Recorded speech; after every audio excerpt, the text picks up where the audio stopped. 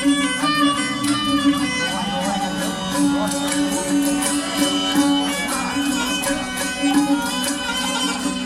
göremde gülüp durun yüzünü, başım gök bir yar edildi onun.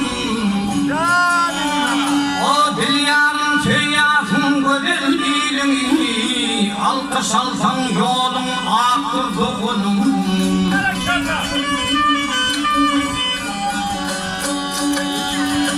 Sağlığı hedil edip oynadık, o ecededen sayesinde yaynadık.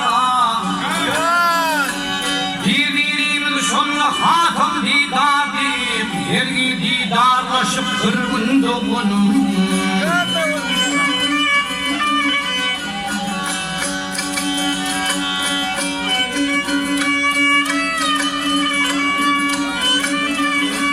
Halkım için er işlerini bitiriyan, hakkıylamış ağrıyımı getiriyan.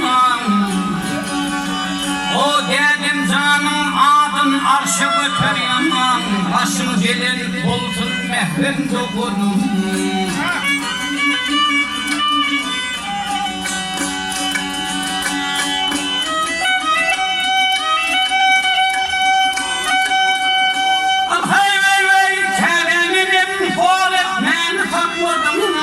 Şunun bilen yemin tüydüm hakladım. Şu gün kurban nurda lezzi atladım. Güler yüzün hiç solmasın doğunum.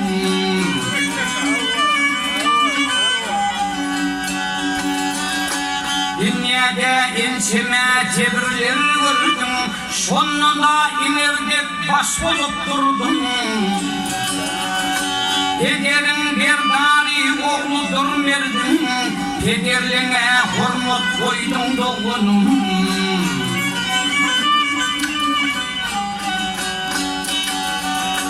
Gülşahsırın gitti cigerin dağlap, aldım benim şunda darılır ağlap. Yürekte tancı var halımın karına, oltuda ne şükür bolmu doğunum.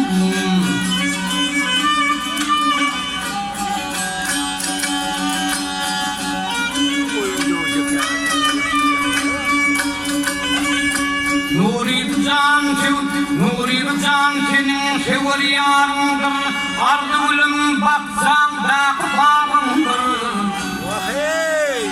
Doğullarım durmuş da bağımdır, yegencim kuvoncum hanım doğunum.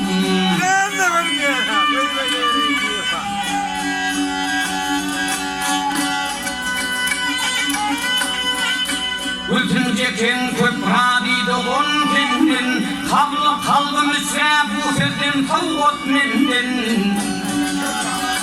Bir varım ora hem gözden dilden, yaşım uzak bolsun edi doğunum.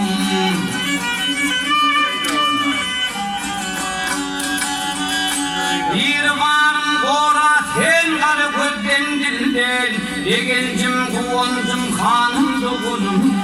Yaşım uzak bolsun mehrem doğunum.